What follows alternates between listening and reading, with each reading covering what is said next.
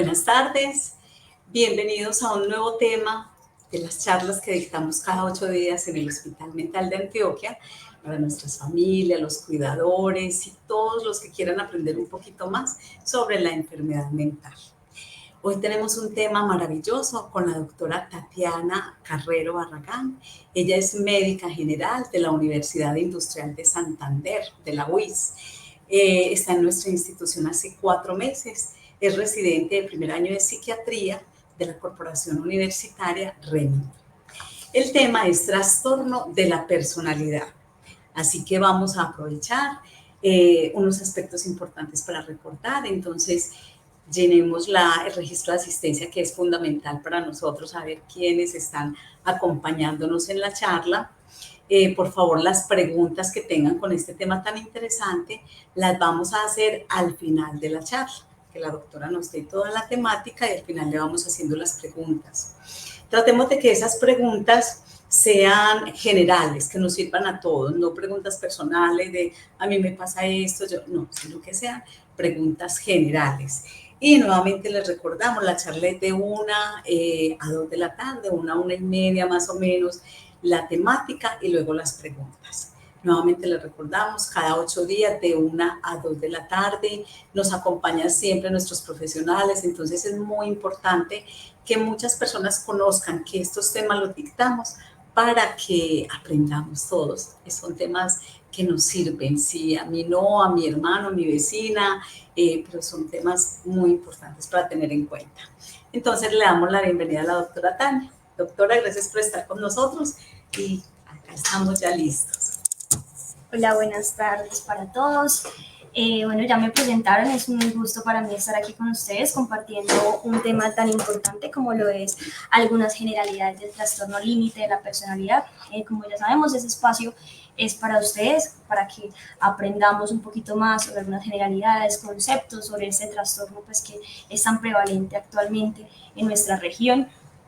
Entonces, lo que yo pretendo, el contenido que pretendo llevar el día de hoy en esta presentación es, pues, conceptos generales, algunos datos estadísticos que son bien interesantes, los síntomas que van a tener estos pacientes, algo sobre el tratamiento y las recomendaciones que nosotros como profesionales en el tema pretendemos que ustedes tengan. Entonces, si vamos a hablar del trastorno límite de la personalidad, empecemos por algo básico, ¿qué es la personalidad? Entonces, digamos que hay muchos conceptos en internet, en la literatura, en los libros sobre qué es la personalidad, pero a grandes rasgos y para que nos quede más o menos claro, fácil de entender, es la suma de las características que nos otorgan a cada persona esa individualidad propia, lo que ustedes conocen como la forma de ser. Entonces, la personalidad es esa sumatoria de características que van a generar eso que es la forma de ser. Hay otros conceptos un poquitico más minuciosos que hablan de que la personalidad es esa sumatoria entre el temperamento y el carácter. El temperamento es aquello que nosotros heredamos de nuestra familia, la genética que viene con nosotros, y el carácter son aquellas características que vamos a ir adquiriendo en la medida que vamos viviendo, que vamos a ir extrayendo de las vivencias, de nuestras experiencias y de la vida como tal. Y bueno, si nosotros tenemos un trastorno de la personalidad, es porque esa personalidad no nos está permitiendo desarrollar de forma efectiva y saludable. Entonces, partamos de pensar qué es una personalidad sana. Nosotros hablamos de una personalidad sana cuando una persona fácilmente se adapta a los cambios. La vida, como lo sabemos, no es algo que es lineal.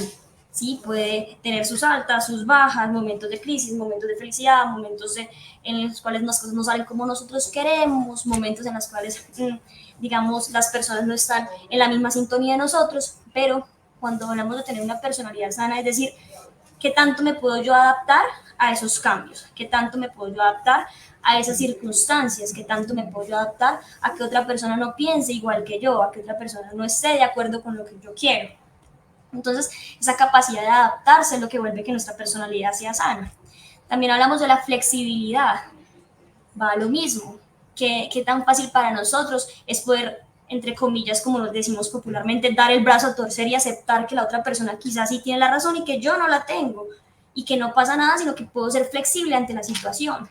qué tanto yo puedo enfrentarme a los cambios de la vida, entonces, qué tan autónomo soy, entonces quizá en algún punto tenía, qué sé yo, vivía con mi mamá o vivía con mi papá o vivía con una pareja, algo pasó por causales de la vida y tengo que ahora vivir solo.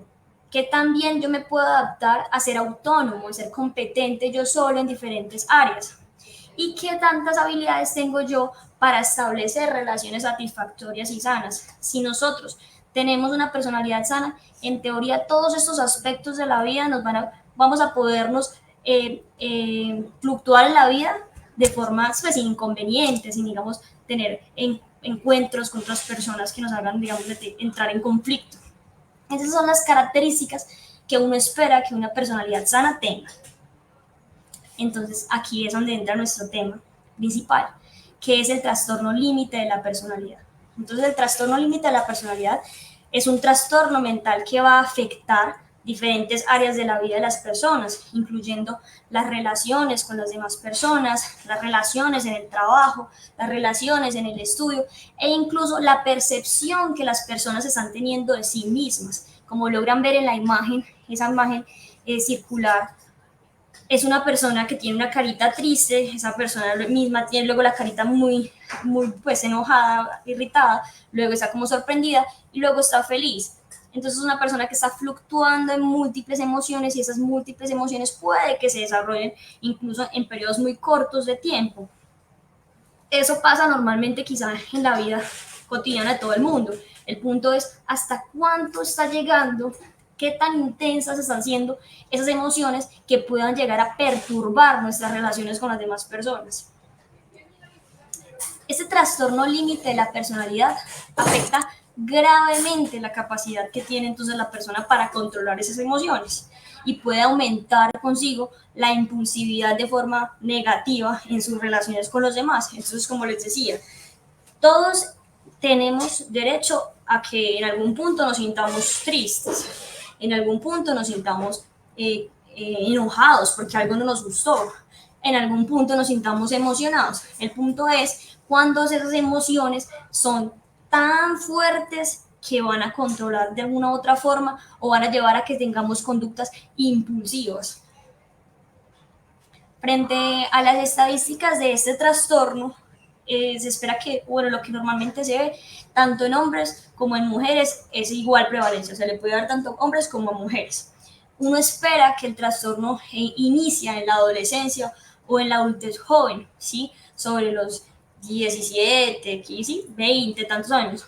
Uno no espera entrar y diagnosticar a un paciente mayor de 40. Sin embargo, yo diría que sí puede darse cuando, digamos, de alguna u otra forma, el paciente ha desarrollado su vida con su trastorno y viene a impactar de forma ya funcional después de los 45, pero no significa que es que de forma nueva debutó a los 45 años con un trastorno límite de la personalidad. No, probablemente es una persona que ya venía hace muchos años con rasgos disfuncionales de su personalidad, teniendo problemas en el trabajo, teniendo problemas, digamos, con las parejas, teniendo problemas con la familia, teniendo problemas con las amistades, pero que le comprometió su funcionalidad ya a los 40 y tantos, ¿sí? Entonces, probablemente esa persona venía ya con rasgos disfuncionales de la personalidad. Entonces, en la población general se espera que sea el 0,7 al 2,7 de personas con trastorno límite de la personalidad. ¿Qué causa ese trastorno límite de la personalidad? Yo sé que es un interrogante que yo me imagino que todo el mundo debe tener. Venga, pero ¿por qué mi familiar? ¿Por qué mi esposa? ¿Por qué mi amigo tiene esto? Bueno, dentro de las causas del trastorno límite de la personalidad, uno es que en la familia quizá haya habido algún familiar, bien sea el abuelo, el tío, el primo, que también tenía el trastorno límite de la personalidad, en grandes posibilidades de que nunca haya sido diagnosticado, pero que nosotros sepamos, no, es que había una tía que ella cuando uno le decía que no a lo que ella quería, cogía y se pegaba contra la pared, cogía y se arrancaba el pelo. No, es que mi primo también, cuando a alguien le decía que no, pues qué sé yo, le llevaban la contraria en algo, entonces se cortaba. Entonces, quizá uno puede atar cabos y decir, venga, sí, en la familia sí habían personas que tuvieran ese tipo de comportamiento, entonces ahí está el componente, por decirlo así, genético, de antecedentes de la familia. Dentro de la literatura hay mucho de lo que habla de que después de un tiempo empieza a haber cambios estructurales en la función del cerebro, una desregulación de las emociones. Sin embargo, digamos, no vamos a ahondar tanto en eso porque pues tampoco es que sea tan explícito. Frente a los factores ambientales, culturales y sociales, totalmente demostrado. Las personas que tienen infancias traumáticas, que sufrieron de abuso sexual, que sufrieron de negligencia por parte de la familia, de los padres, que sufrieron, digamos, la pérdida de un padre pues, por muerte o algo así, o por abandono, los muchachos que sufrieron de bullying en el colegio, y todo ese tipo de aspectos que pueden ser traumáticos en la infancia, sí podrían tener repercusión en el adolescente y en el adulto a la hora de desarrollar ese trastorno.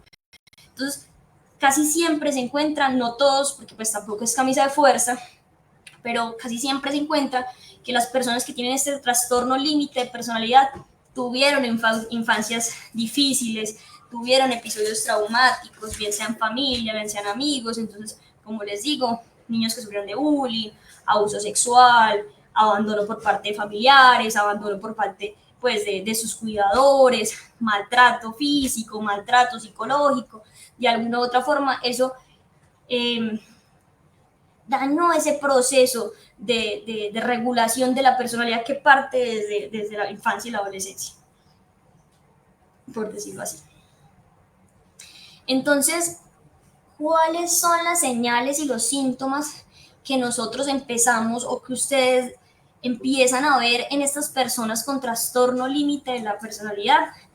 Esos cambios fuertes en el estado de ánimo, sentirse inseguros sobre cómo se perciben a sí mismos. Entonces, como logran ver en la imagencita que está ahí, es la misma persona que en un punto está normal, como suspicaz, luego está supremamente feliz y de un momento a otro le dijeron, venga, Anita, no, es que Anita, usted hoy no llegó a la hora que era y entonces le pusieron un límite, una regla.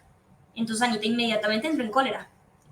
Ese evento estresor llegó a Anita y Anita no supo regular su respuesta. Esa emoción de estrés, esa emoción como de rabia, que la mayoría de las veces eso es lo que expresa el paciente con trastorno límite de la personalidad, esa rabia los desborda y no pueden regular esa emoción y responden de forma, pues el cambio es fuertísimo. Entonces, esas son una de las señales que uno podría encontrar en pacientes con trastorno límite de la personalidad.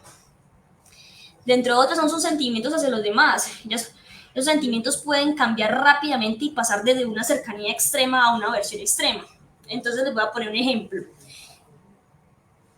Vamos a poner otro ejemplo, Juanita.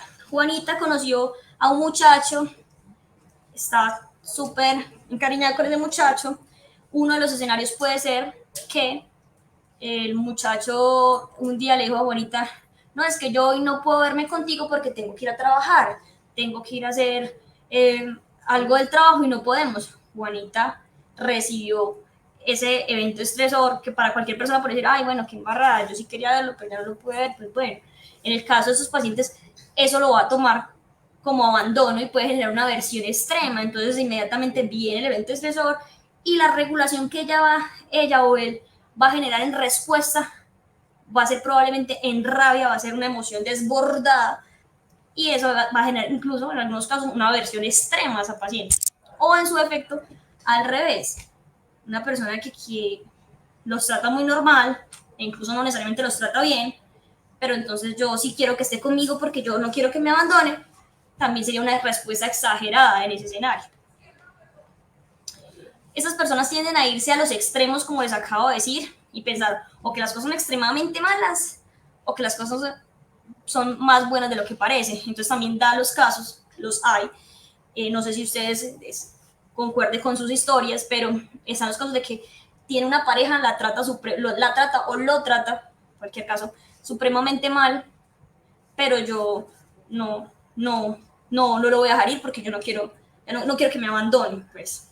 esos intereses y esos valores van a cambiar rápidamente y pueden actuar, pues ese actuar puede ser imprudente e en contra incluso de su propio bienestar.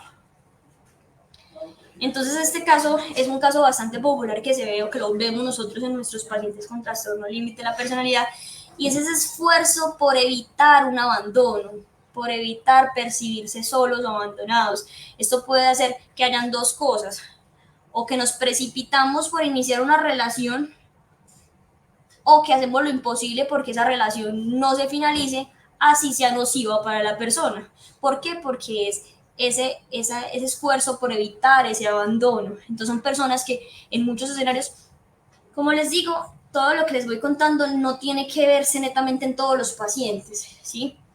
Toda la sintomatología no tiene que estar en una lista especial, entonces todos los pacientes tienen que presentar exactamente lo mismo, no necesariamente, pero sí pueden presentar uno que otro de los criterios que les estoy mencionando. Pero entonces un escenario que es muy común en este tipo de pacientes es la pareja que los trata mal, que les hace daño, que la familia percibe incluso que les está haciendo daño, pero que ustedes también perciben en su familiar con trastorno límite la personalidad que no es capaz, o que siente o dice que no es capaz de finalizar esa relación porque la sensación de abandono digamos que los desborda, la emoción otra vez es desbordante. Entonces son pacientes que pueden prolongar relaciones que no les hacen, digamos, bien. Estos pacientes también, otra de las señales y síntomas que pueden tener es que suelen tener comportamientos, como ya hablábamos, impulsivos. Entonces llega el estímulo puede ser realmente cualquiera. El estímulo puede ser fácilmente una discusión con la mamá, con el papá, con el hermano, con el novio, con la novia, con un compañero de trabajo, con una compañera de trabajo, con el jefe, con el vecino. El estímulo puede ser cualquiera. Y en ese estímulo, donde van en contra de lo que yo para mi concepto tengo como real, lo que yo para mi concepto con trastorno límite de personalidad tengo como lo que es, entonces mi respuesta va a ser una respuesta automática. Son respuestas automáticas. La mayoría de los pacientes dicen que en ese momento lo único que sienten es, la mayoría, rabia, frustración. Esa palabra, rabia y frustración, prevalece mucho en el trastorno límite de la personalidad a la hora de recibir como ese límite, esa tarea.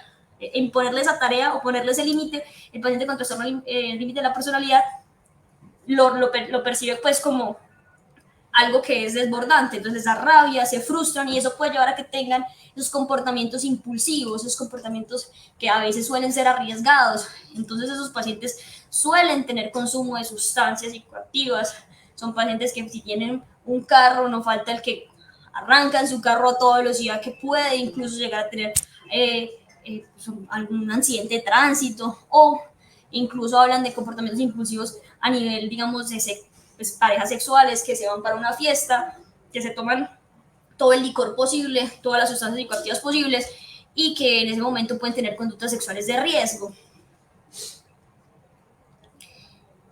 Como les decía, como no están regulando esas emociones, casi siempre los desborda la ira intensa e inapropiada, problemas para controlar esa ira. Entonces, por ejemplo,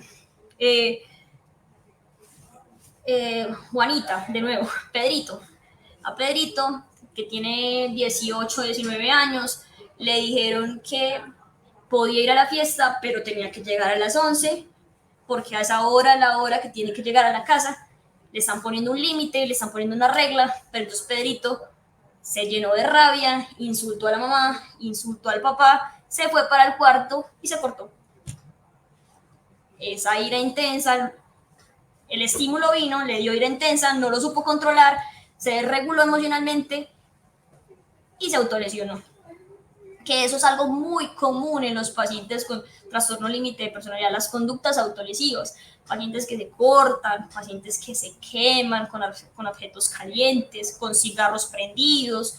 No siempre solo es que se cortan o que se queman, también nos refieren que se cogen el cabello y se lo jalan. Entonces tuvieron una discusión con la mamá o con cualquier persona, con el esposo, con la pareja, con el primo, y se cogen el cabello y se lo jalan, se pueden aruñar, se cogen su cuerpo, su cuello, su cara.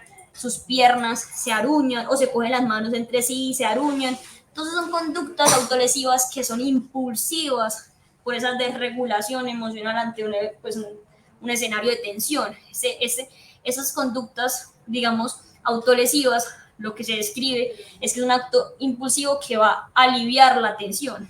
Que obviamente yo no voy a entrar como a explicar fisiopatología de eso, pero para que ustedes me entiendan a grosso modo, cuando está esa rabia, esa frustración, el hecho de infringirse dolor, el paciente o en su cerebro se interpreta como hay un cambio en la vía neuronal y hace que de alguna u otra forma se relajen. Eso es lo que la mayoría de los pacientes también refieren. Me corto y cortarme, sentir el dolor, me relaja, me hace ya no estar como tan estresado ni tan fastidiado porque fulanito de tal me dijo, me hizo, me quitó, me puso, me llevó. Bueno, entonces, ¿cómo se diagnostica el trastorno límite de la personalidad? Este trastorno límite de la personalidad es diagnosticado pues por el personal médico, ¿sí? Los especialistas en esta área pues, somos los psiquiatras, ¿sí? Pero pues puede ser diagnosticado por un médico en general o un abordaje inicial por un psicólogo, neuropsicólogo. Sin embargo, cuando ya entramos a un tratamiento, la intención es que sea manejado por el especialista, ¿sí? Esos síntomas que van a presentar esos pacientes con trastorno límite de la personalidad, entonces como yo les decía, ira, ahí se los puse como en orden de lo que más se ve, que son esa inestabilidad afectiva, entonces a veces sí están contentos queriendo, a veces como que ya no váyase, que usted usted no hizo, usted no se comportó como yo quería que usted se comportara, entonces ya usted no me sirve. Y entonces usted le dice, no, pero espere, entonces la ira inapropiadísima. Después de esa ira y de llegar a esa rabia, reaccionan de forma impulsiva. ¿Y qué va a hacer o qué pasa? Piensen ustedes, si uno reacciona de forma impulsiva cada vez que le digan, le pongan un límite o cada vez que le digan algo que no es lo que uno quiere escuchar ni no es lo que uno está esperando que le digan. Si reacciona de forma impulsiva, si reacciona de forma tan llena de ira, eso va a generar relaciones inestables, porque en teoría, ¿a qué persona ajena le va a gustar estar con una persona a la que no se le puede decir nada diferente a lo que esa otra persona quiere escuchar? Entonces eso genera relaciones inestables y eso va a repercutir de alguna u otra forma en la persona con trastorno límite de la personalidad. Evidentemente ellos se van a dar cuenta que se están alejando de los demás, que las demás personas no están queriendo compartir con ellos y les va a generar esa sensación de vacío, esa sensación de malestar. Inmediatamente está relacionado y va de la mano con ese miedo al abandono. Entonces todo eso es como los síntomas más frecuentes y el conglomerado a esto. Y no menos importante, la persona con rasgos disfuncionales o con trastorno límite de la personalidad tiene un riesgo crónico e impredecible de autolesión o suicida. ¿Por qué? Para que ustedes me entiendan, ¿no? Pero ¿cómo así, doctora? Pero bueno, sí. Es una realidad que tienen que saber y en la persona con trastorno límite de la personalidad tiene un riesgo crónico e impredecible de suicidio o de autolesiones. ¿Por qué esto? Porque, como les decía, son personas que van a actuar de forma impulsiva. No siempre, algunos uno sabe y ustedes deben saber, yo me imagino, o deben haber escuchado, que muchas de las personas con este trastorno, no, doctora, es que se ha intentado hacer daño, yo lo he llevado 7 veces este año al hospital. ¿Por qué no? Que se tomó cloro, que se tomó acetaminofén, que se tomó por allá otro veneno, que se cortó aquí el brazo, que se cortó aquí el cuello, doctora, bueno, ustedes saben, muchos intentos, muchos intentos. Uno no sabe en qué momento un intento de esos, en esa impulsividad, puede ser letal, ¿sí? ¿Cuándo lo sabemos? No se sabe. Por eso es que en estos pacientes es importante identificarlos, apropiarlos a ellos de su diagnóstico, a los familiares del diagnóstico de su paciente para poder llevar un seguimiento. Bueno, porque el riesgo está y es latente. Antes de continuar con esto, quiero decir algo, y es, si bien una persona puede tener trastorno límite de la personalidad solo, único y exclusivo, este trastorno también puede ir de la mano en algún punto de la historia con el trastorno depresivo mayor. ¿Qué pasa? Eso se va a definir o lo definirá el psiquiatra. Muchas veces es netamente trastorno límite de la personalidad. En otras oportunidades está con comorbilidad, con condiciones ansiosas un poquito, con condiciones depresivas un poquito. O sea, tener el trastorno límite de personalidad no significa que no pueda tener otras patologías. Pero, digamos, para nosotros como psiquiatras, nosotros logramos identificar en el momento, digamos, de una hospitalización cuál es el trastorno que prevalece, ¿sí? Y a qué nos estamos enfocando, porque si bien la depresión puede ser manejada con medicamento y el paciente se recupera de su depresión o la lleva de forma mejor, pues de una forma mucho más efectiva, el trastorno del límite de la personalidad no es dependiente netamente de los medicamentos. Eso hay que dejarlo muy claro. Todos tenemos que saber que el trastorno límite de la personalidad, los medicamentos son coayudantes en el manejo, pero no es absolutamente dependiente de, de, de los medicamentos. Entonces, la pregunta que yo creo que todos tienen es, doctora, ¿y ese trastorno de personalidad sí se mejoran, sí se recuperan? Las personas con trastorno de personalidad sí pueden mejorar. Sí pueden mejorar, los síntomas pueden disminuir, la persona puede lograr tener un mayor bienestar. ¿Por qué les voy a hacer esta aclaración? Porque el que es el trastorno límite de la personalidad, en mucha literatura médica se describe que no es una enfermedad.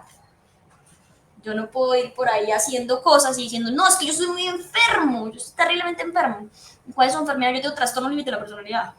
Sí es una condición grave, sí es un trastorno, pero yo no puedo disculparme a mí mismo por mi comportamiento por tener trastorno límite de la personalidad. No puedo decir, es que yo soy supremamente enfermo. Entonces, esos síntomas sí pueden mejorar, sí pueden, la persona puede lograr un mayor bienestar mejorando sus relaciones interpersonales y la calidad de su vida, porque en el momento que empieza a tener mejor relación con su familia, con sus amigos, generando mejores relaciones con parejas, obviamente esa sensación de vacío, esa sensación de abandono, pues van a mejorar y se va a sentir más cómodo consigo mismo, porque es otra cosa muy propia del trastorno límite de la personalidad. Se sienten incómodos consigo mismos, porque se empiezan a dar cuenta que es que yo como que no le agrado mucho a ciertas personas, pero no logran hacer una introspección de por qué será que es que yo no estoy agradando. Entonces, no sé, digamos, todos los que estamos en este momento conectados, qué relación tenemos con el trastorno límite de la personalidad, pero si somos familiares, amigos o parejas o algo así, ustedes entonces todos tienen parte fundamental en esta mejoría, ¿sí? En tener un rol, ustedes tienen un rol importante en la vida de esa persona con trastorno límite de la personalidad. Bueno, entonces, si la pregunta era si uno puede mejorar el hecho de tener trastorno límite de personalidad, ¿uno puede mejorar? La respuesta es claro que sí, sí se puede mejorar. Entonces, ¿cómo se trata el trastorno límite de la personalidad? Van tres cosas. Lo primero, pilar fundamental, lo principal, la psicoterapia. Doctora, ¿qué es psicoterapia? Bueno, es el acompañamiento que se va a dar por parte del profesional en salud mental, psicólogo, psiquiatra. Hay muchos tipos de terapias, ¿sí? Yo no voy a casarlos ustedes como cadena de fuerza, es que tiene que ser una terapia dialéctico-conductual o tiene que ser una terapia cognitivo-conductual. Bueno, si ustedes ya me preguntan como profesional, yo les voy a decir que en la literatura sí hablan de que la terapia dialéctico-conductual y la terapia cognitivo-conductual sí son las ideales en este tipo de trastorno, dado que son las que le van a brindar al paciente las herramientas para aprender a canalizar esas emociones que están llegando y a dar respuesta a las mismas. Entonces es aquí, es en esas herramientas que tenemos me llega la emoción por ejemplo, de que me pusieron una tarea, de que me pusieron un límite, de que me confrontaron por alguna situación, de que me llamaron la atención en el trabajo porque si yo no hice las cosas como debía hacerlas. y en ese momento, ¿cuál es la emoción que tengo acá? La emoción es, tiene rabia, tiene frustración, tiene mal genio, me dan ganas de llorar, estoy desesperado, es que me la tiene montada, es que porque me dice eso y yo no sé qué. ¿Y cuál es la respuesta que voy a tener yo después de ese estímulo y de esas emociones? Entonces, aquí es donde está la terapia. La terapia es que a esta persona con trastorno límite de la personalidad se le pretenden dar herramientas para que primero se identifique a sí mismo, identifique qué es lo que está sintiendo cada vez que se frustra, cada vez que entra en un escenario de estresor, porque como ya les decía previamente, escenarios de tensión, escenarios estresantes, son cosas de todos los días. Y está en las personalidades sanas el hecho de poder adaptarse, el hecho de poder ser flexibles, el hecho de poder ser autónomos y el hecho de poder tener una respuesta regulada y no, por el contrario, la respuesta desregulada e impulsiva que van a tener estos pacientes. Ya sabemos, en esas respuestas desreguladas e impulsivas es lo que va a llevar a que se hagan daño de todas las formas que ya mencionamos previamente: cortarse, tomarse algo, golpearse, arañarse, salir corriendo para los carros, amenazar de me voy a hacer daño, que la mayoría de las veces son con la intención de tener esa atención y evitar el abandono, ¿sí? Pero entonces es ahí donde la psicoterapia es fundamental. Y digamos que yo hago mucho énfasis en la psicoterapia, pero doctora, llevo un rato hablando de psicoterapia. Vuelvo y digo, en el trastorno límite de la personalidad no hay la pepita mágica, no hay la pastillita que ya le va a arreglar absolutamente todo, porque esa es la personalidad que yo he adaptado a lo largo de los años de cómo yo me desenvuelvo. Entonces la única forma de desestructurar de alguna u otra forma esos comportamientos, por decirlo así, impulsivos que se dan porque no soy capaz de regular mis emociones, es haciendo la psicoterapia, que viene siendo con los profesionales que ya les mencioné. De forma coayudante, no necesariamente menos importante, están los medicamentos, ¿sí? Tenemos medicamentos porque, como les digo, no todos los pacientes con trastorno límite de la personalidad se desarrollan de la misma forma. No todos los pacientes van a tener solo trastorno límite de la personalidad. Hay quienes tienen trastorno límite de la personalidad y también tienen cogniciones ansiosas, cogniciones depresivas. Entonces, pues eso ya lo va a definir el psiquiatra en consulta. Doctora, entonces son los medicamentos, ¿cómo es? Es por eso que en este punto la psiquiatría juega un papel fundamental, porque somos nosotros en la evaluación directa con el paciente los que decidimos, ven, a ti te sirve más esto y esto, o esto y esto. Y claro, hay medicamentos que van a ayudar a que el paciente se sienta un poquito más tranquilo. Ay, pero esta es la pregunta que yo me imagino que todos tienen. Esos medicamentos de psiquiatría que los ponen bobos, que los ponen no sé cómo, que no. Ningún medicamento de los que normalmente nosotros usamos en el trastorno límite de la personalidad está asociado con ese tipo de efectos adversos que están como somnolentos, como no sé, no se asocian con eso. Y si dado el caso, alguno de los familiares o alguno de ustedes que sí, que se sintió como maluco, que hubo como una sensación de malestar, bueno, válido, no siempre, al igual que el losartán, al igual que la insulina, al igual que la metformina, al igual que la levotiroxina, a muchas personas a veces no les sienta bien. Entonces, ¿qué pasa? Que entra a ser uno como médico, ajustarlo, cambiarlo en el caso. Entonces, o se ajusta o se cambia, bien sea bajarle, subirle, pero entonces esa tarea no la quedamos nosotros, con lo que ustedes nos digan. Pero hay que evitar como ese miedo tan grande que se le tiene desde hace muchos años a los medicamentos psiquiátricos. Sí hay medicamentos que se usan para generar somnolencia, pero no son los medicamentos que nosotros damos para las salidas o el regreso de pacientes con trastorno límite de personalidad. Son en escenarios completamente diferentes que probablemente estos pacientes nunca en la vida van a tener que ver con ellos. Y por último, y no menos importante, la terapia para cuidadores y familiares. Entonces, siempre es muy importante. La única forma de uno manejar una situación o una circunstancia es uno sabiendo de la situación y la circunstancia para poder empoderarse con el diagnóstico, empoderarse con la sintomatología y así de alguna u otra forma ayudarnos a nosotros mismos, si es que somos nosotros los que tenemos el trastorno límite de la personalidad, o ayudarle al familiar, al conocido que tenga esa patología. Entonces, como ya les decía, psicoterapia, ténganlo aquí, es el primer tratamiento para las personas con trastorno límite de la personalidad. Doctora, pero es que mire, que es que eso es muy caro. Para las personas que tienen el recurso económico, pues maravilloso, ¿sí? Pero para las personas que quizás no cuentan con esos recursos y viven aquí en Medellín o tienen contactos aquí en el área metropolitana, deben saber que hay muchas instituciones que incluso dan asesorías por psicología desde 20.000 pesos hasta ciertas universidades que tienen escuchaderos que son gratis, ¿sí?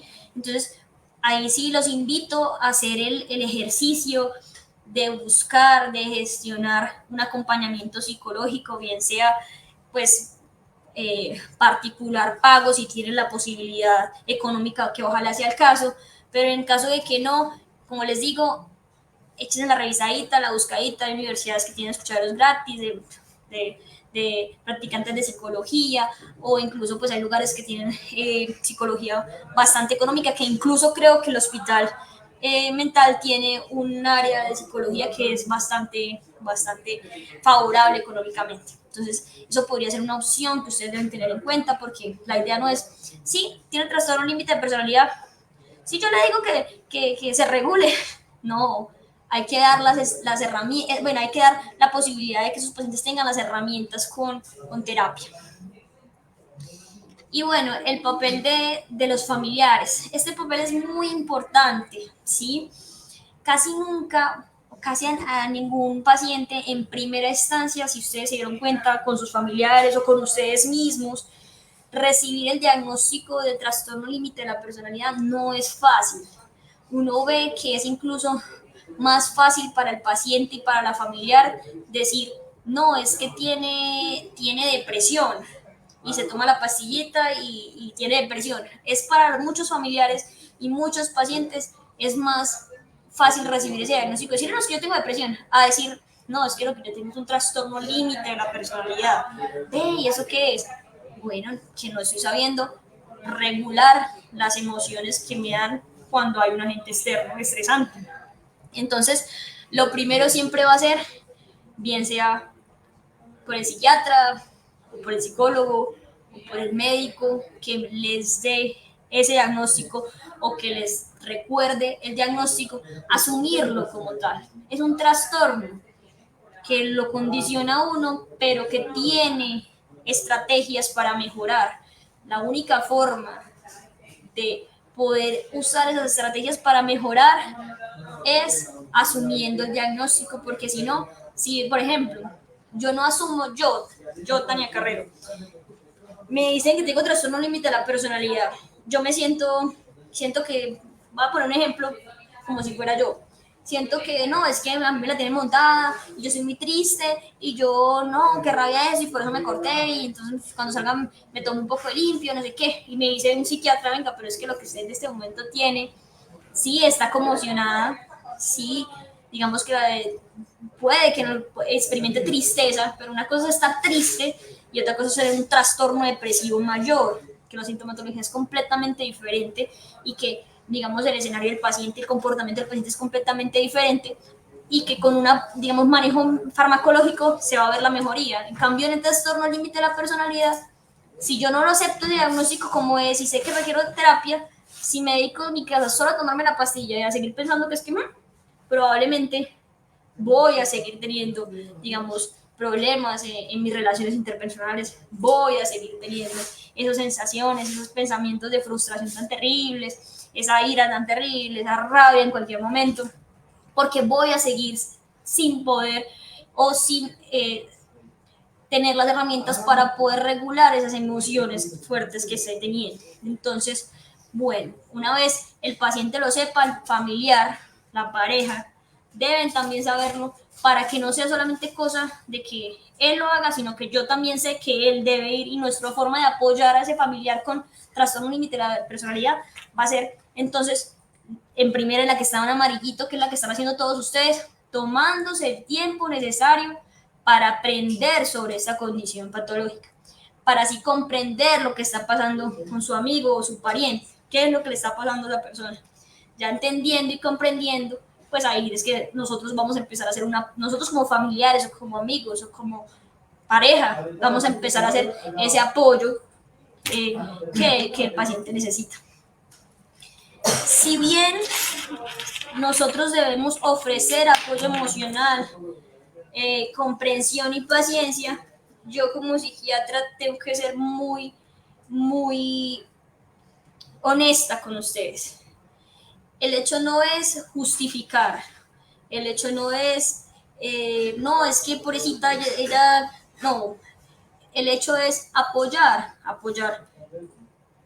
con el tema de las terapias, con el tema de los medicamentos, con el tema de las citas de control y eso, y recordándole a la persona que se tome el tiempo, digamos, cuando se someta a un episodio de tensión, que se tome el tiempo de respirar, que se tome el tiempo de recibir el estímulo y pensar.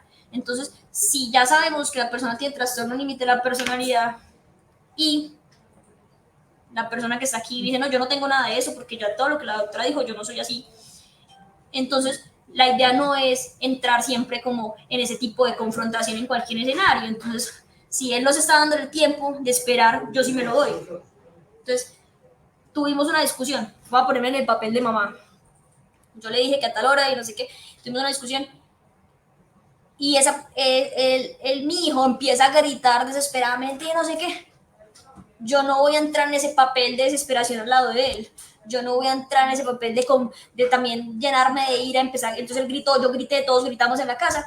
Esa no es la estrategia. La estrategia es que como yo ya sé lo que está pasando ahí, yo me voy a mantener, porque yo me voy a adaptar, yo soy más flexible. Y le voy a decir, Pepito, yo entiendo que lo que tú estás sintiendo quizá te generó mucha rabia, pero las reglas de mi casa, de nuestra familia, es que tú llegas a las 12, porque esa es la hora que me parece prudente, dado los riesgos de la calle. Yo sé que tienes rabia, pero no hablemos ahorita, respira, quédate ahí en la sala y lo hablamos después. Usted va a decir, ay, doctora, pero eso suena tan bonito, no sé qué. Pero esta es una estrategia y una herramienta que yo les doy a ustedes en lugar de también ponerme a gritar, a insultar, porque entonces aquí estamos jugando, entonces tenemos dos en el mismo plan. Entonces ahí es donde también va un esfuerzo que quizá de alguna u otra forma el familiar puede optar. Entonces hay que tener en cuenta que los cambios para los pacientes con trastorno límite de la personalidad pueden ser difíciles, aterradores, que las personas con trastorno límite de la personalidad, las cosas, o sea, ellos esos cambios los pueden percibir como cosas catastróficas. Entonces, el diálogo siempre va a ser supremamente importante, un diálogo tranquilo, un diálogo en un tono de voz que nosotros digamos como más fresco, como para no promover más esa desregulación. Bueno, yo vuelvo como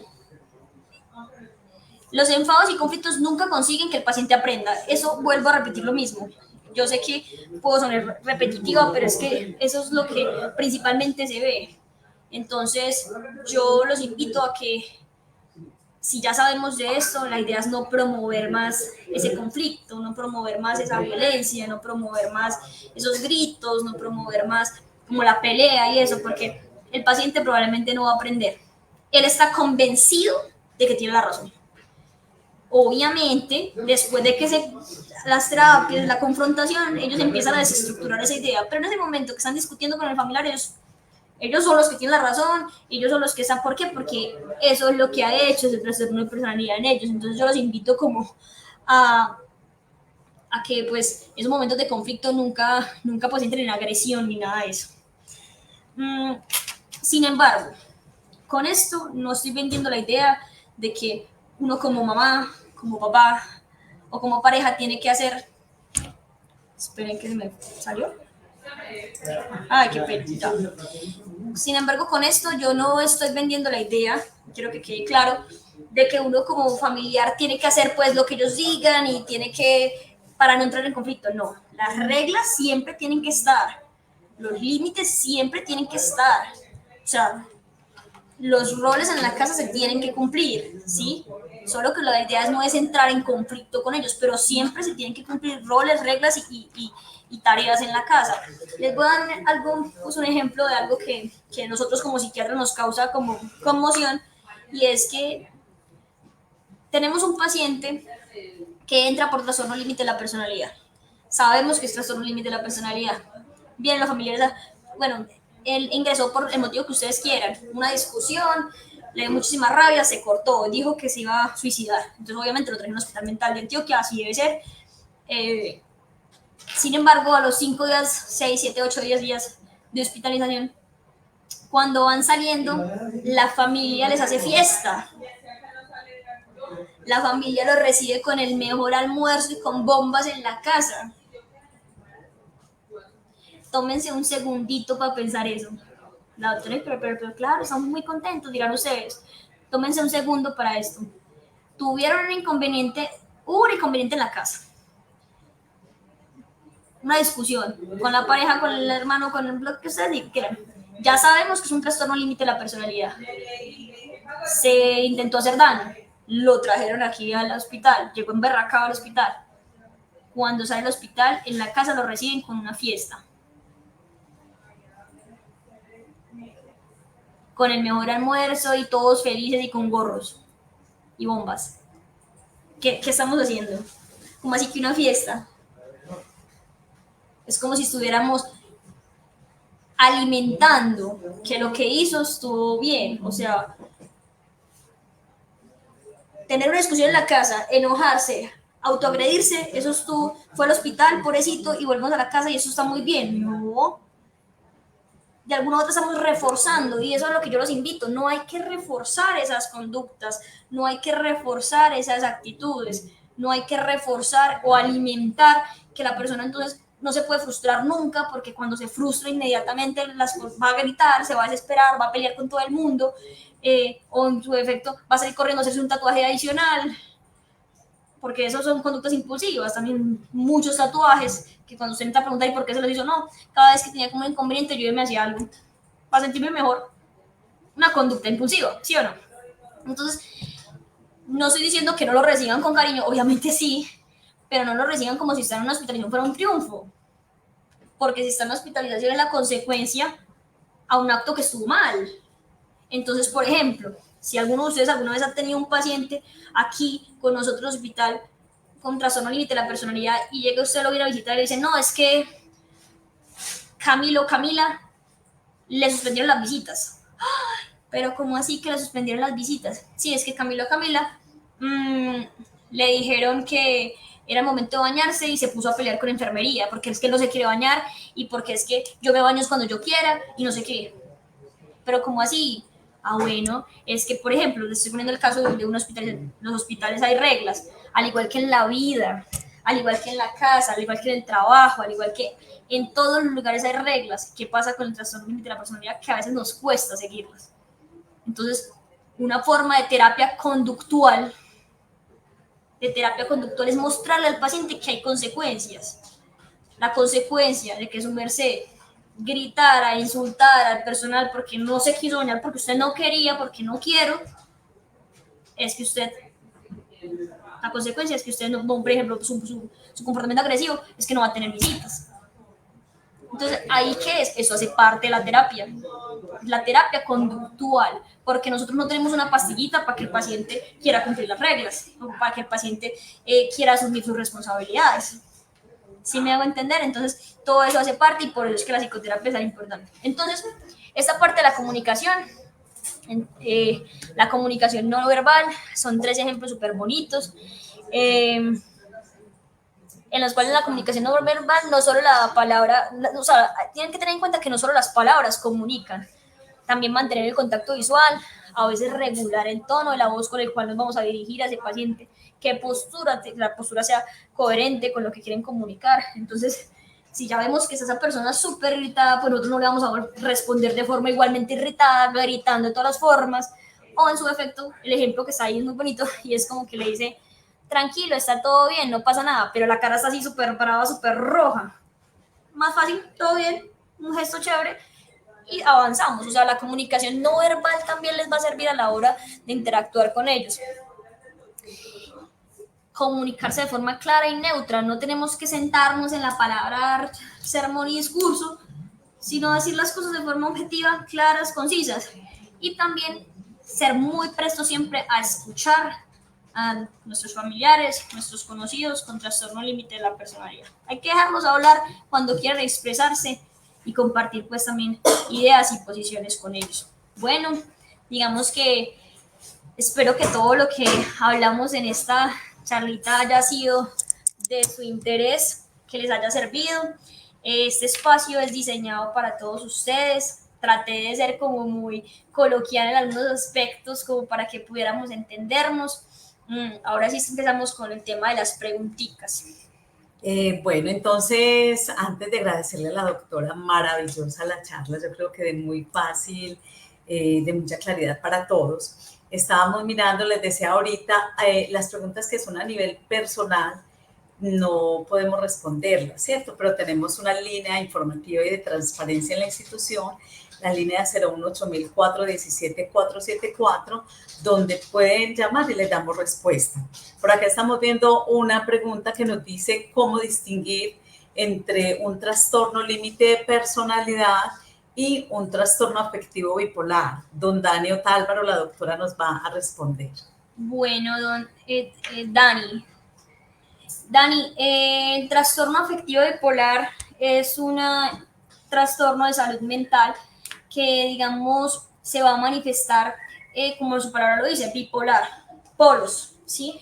Entonces, si bien una persona normalmente puede tener durante el día, como les decía, tristeza, felicidad, una persona con trastorno afectivo bipolar que en su efecto debute con una del polo de la manía, porque está el polo de la manía, polo de la depresión. Si debuta con el polo de la manía, son pacientes que van a tener comportamientos completamente desorganizados. Entonces les voy a explicar. Pacientes que van a hablar muchísimo y muy rápido, puede ser uno de los casos. Pacientes que van a tener conductas de riesgo tipo se me levantó a las 2 de la mañana y cogió autopista Bogotá-Medellín y caminó durante 8 horas seguidas sin parar. Son pacientes que suelen tener alteraciones en el sueño, o sea, no duermen, pero no sienten la necesidad por dormir. Entonces, un paciente con trastorno límite de la personalidad puede que no duerma porque estuvo estresado toda la noche por pensando en que es que mire, no sé qué, pero al otro día va a dormir todo el día del cansancio. El paciente con trastorno afectivo bipolar es un paciente que no siente la necesidad de dormir, entonces puede que en el día duerma 1 hora, duerma 2 horas y sigue con la misma energía, que no, esa actividad motora está aumentada. Si son, en caso de las señoras a veces hacen aseo 2, 3, 4, 5 veces en la casa, pero el aseo ni siquiera les queda bien hecho, reflujan la casa por todo lado, mejor dicho, y cuando se dio cuenta fue que estaban haciendo aseo y sacaron la mitad de las cosas para la calle y se la robaron, ¿sí? Ese tipo de comportamientos que se exceden, entonces falta de sueño, energía desbordada por las nubes, conductas de riesgo, que hablen demasiado y en algunos casos, en el trastorno afectivo bipolar, el TAP, vamos a tener pacientes con psicosis.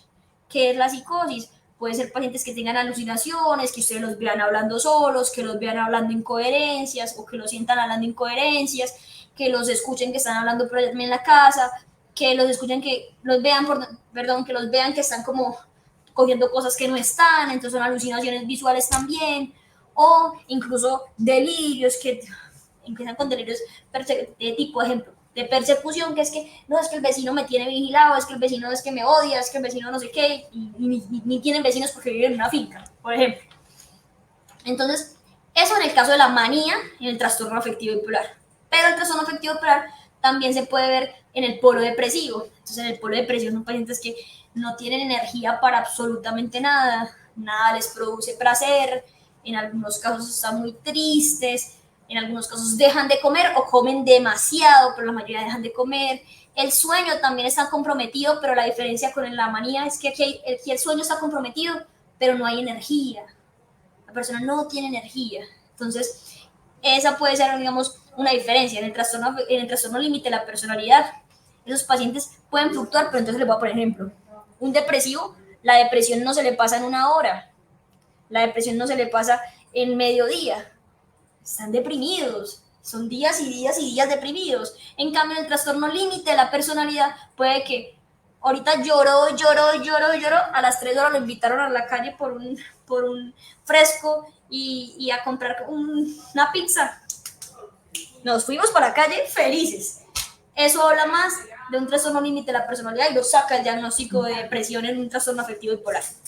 No sé si quedamos claros y si no me dice ahí que no entendió Dani y te contesto. Yo creo que muy claro. Bueno, a todos los que nos han escrito y nos dicen que muchas gracias, a doña Eliana, a doña Angélica, doña Diana, doña Norela, muchísimas gracias. Doña Gloria Ramírez nos dice que es muy importante haber sabido con tiempo, entonces le recordamos, estas charlas las estamos dictando cada 8 días, los jueves de 1 a 2 de la tarde. Y esta charla queda en la página del Hospital Mental de Antioquia, o sea, no la vieron desde el principio, ustedes tranquilamente pueden ver esta desde el principio y pueden ver otras charlas que hemos dictado sobre la enfermedad mental. Entonces, bueno, le damos las gracias a la doctora Tania por la amabilidad, por la claridad en la charla. De ustedes nos despedimos agradeciéndoles, recordándoles que deben ingresar para llenar el registro de asistencia y que los esperamos nuevamente con un nuevo tema en 8 días. Recuerden, la pueden ver a través de la página del hospital, esta y todas las charlas que hemos dictado. Muchísimas gracias, buena tarde, hasta luego. Hasta luego, Chao. muchas gracias.